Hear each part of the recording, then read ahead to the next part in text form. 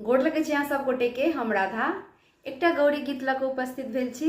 सुनू अहाँ सब, केहन लागल से जरूर कहब।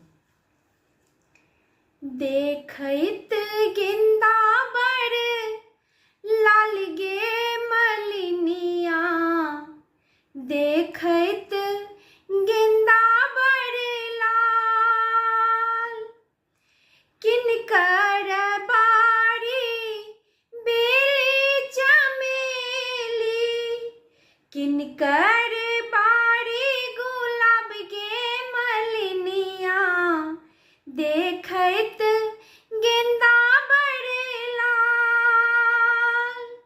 शिव जी के बारी में बेली चमेली, शिव जी के बारी में बेली चमेली, गौरी के बारी गुलाब गे मलिनिया, देखैत गेंदा बड़ लाल।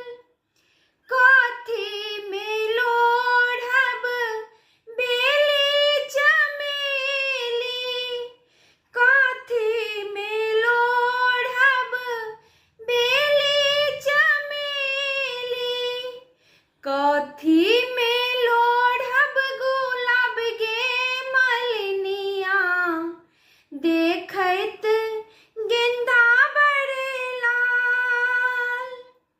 आँचर में लोढ़ब बेली चमेली, आँचर में लोढ़ब बेली चमेली, खोइछा में लोढ़ब गुलाब गे मलिनिया, देखैत गेंदा बड़ लाल।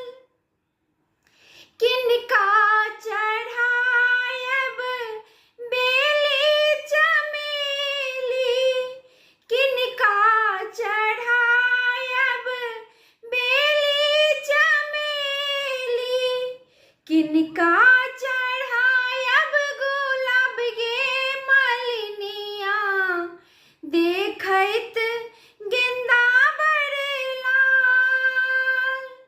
शिव जी चढ़ायब बेली चमेली, शिव जी चढ़ायब बेली चमेली, गौरी चढ़ायब गुलाब गे मलिनिया, देखैत गेंदा बड़ लाल।